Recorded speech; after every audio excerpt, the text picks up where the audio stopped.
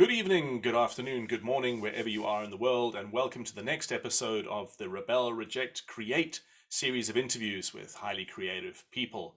And today I'm talking with Sudhanya Mallick, who is a computer engineer, computer science engineer, and a business consultant. But what's really interesting about that, which sounds kind of really dry and mathematical and boring, she's also a poet. So today we're going to be talking to Sudhanya about how the hell does that work? And how do those two things fit together? So, hey, Sudhanya, welcome. Hey, thank you so much, David. I'm super excited to be here All today. right. So, the first thing I want to ask you is I'm really curious what came first, the sort of super rational, intellectual, academic engineering side, or the sort of emotional, supra rational poetry side? Very interesting because now I'm going to on the go like retrospected.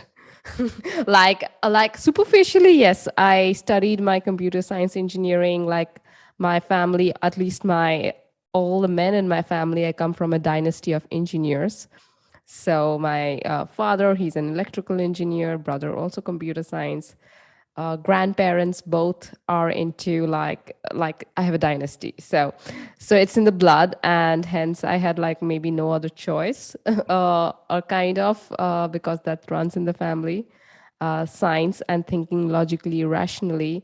But the fun fact is that when I was growing up, I always like looked and I was like, the only thing I want to be in my life is like I like people have goals like I want to be this, I want to be that, and my goal was like I won't be an engineer. Like everybody in my family is an engineer. I won't be like, oh, you need to work late nights, blah blah blah, and like it's so like the work is so intense. Or I had my own set of logics, but also I was like quite introspective or like a very shy and a very quiet person, Hmm. always in my mind bubble. But that I thought as more of a weakness.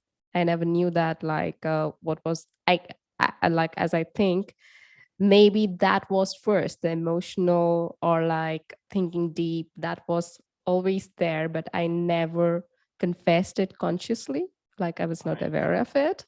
Yeah. So yeah, I actually did my engineering, and 15 years back I started with the corporate career, and um astoundingly I was quite good at it.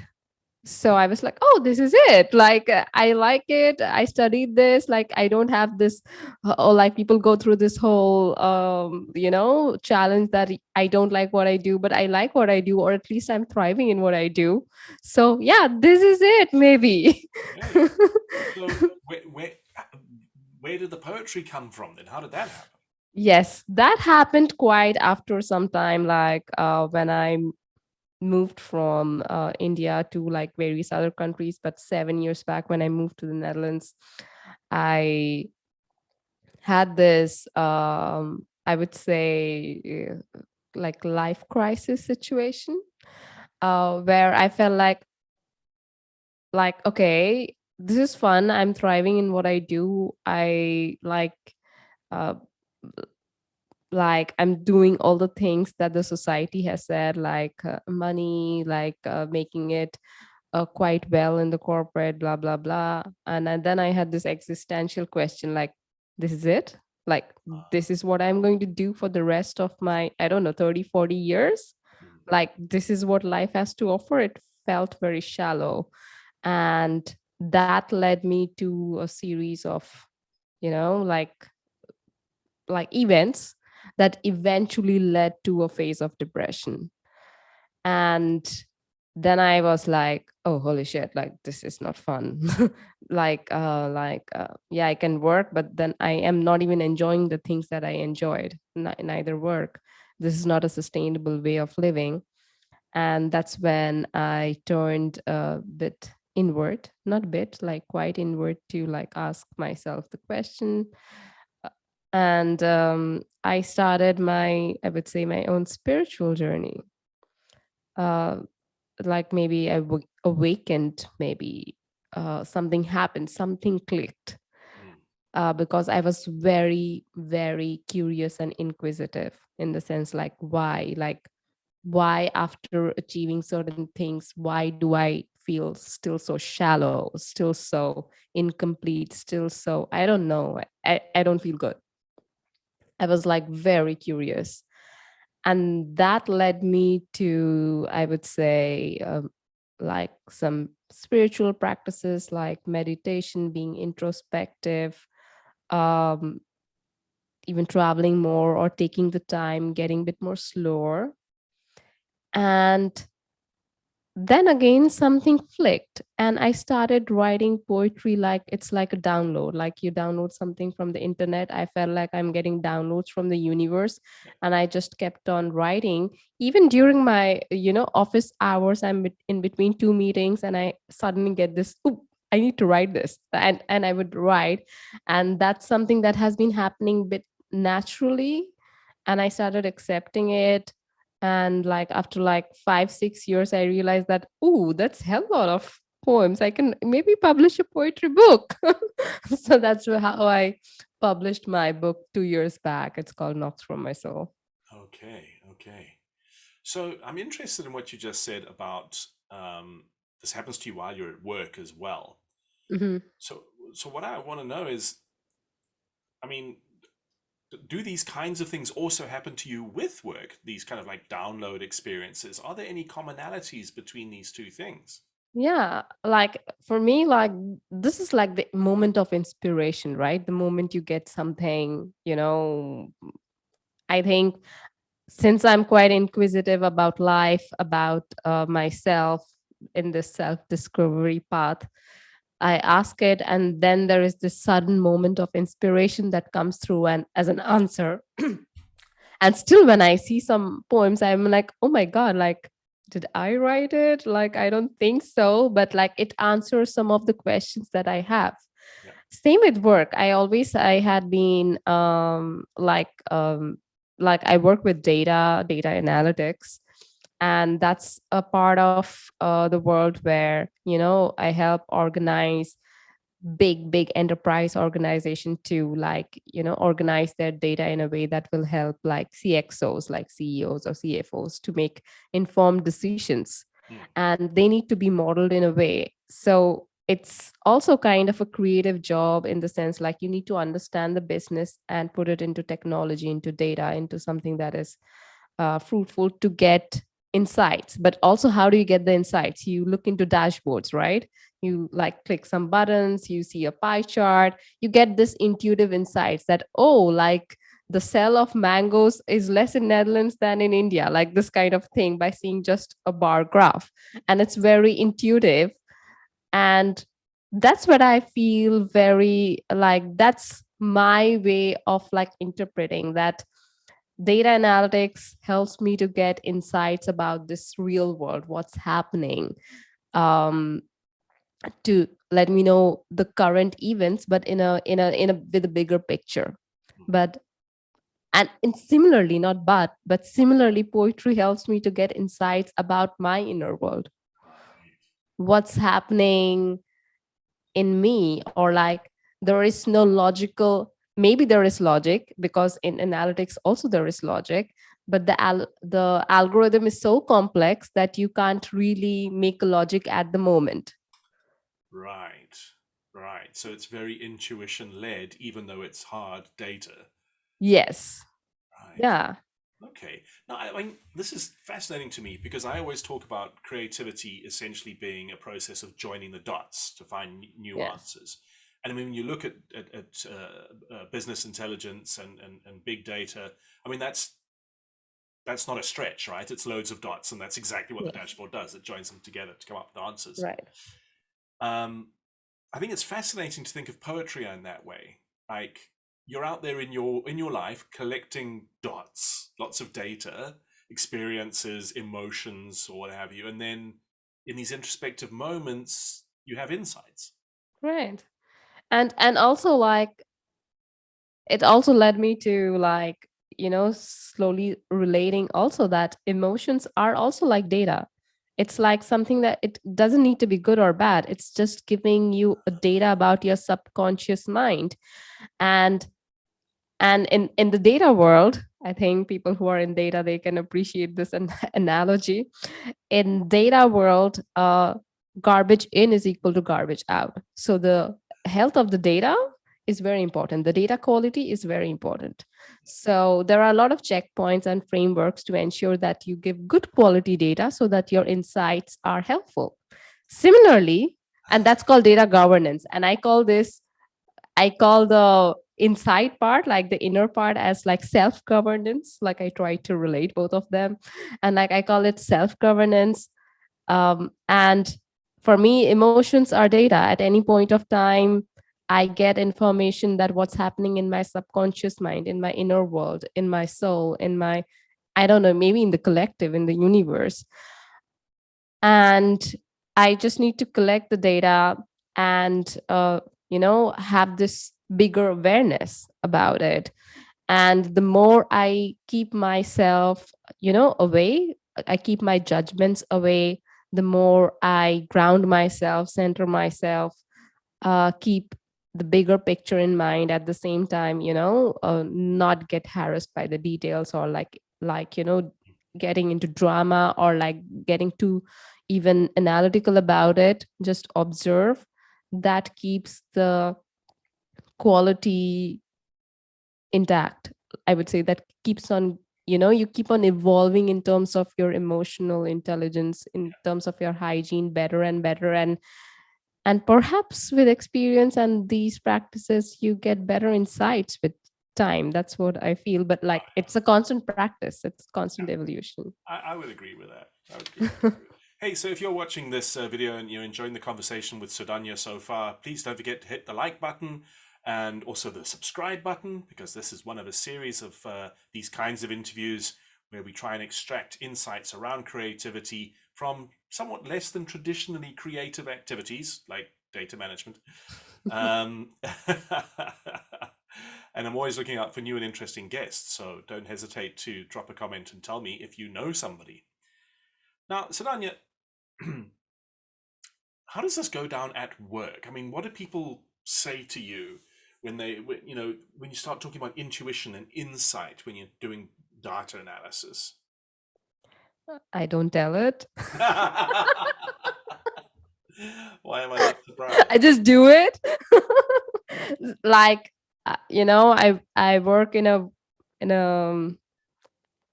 like really in a masculine world, and also in terms of gender, men. So it's a very male dominated industry, and it's actually very easy to work in this kind of atmosphere, because it's very transactional. You Right. give an instruction, you receive an instruction, you just do it. Things, there is no emotion involved, there is no a much of a complication or hassle involved. So it's very, very linear style.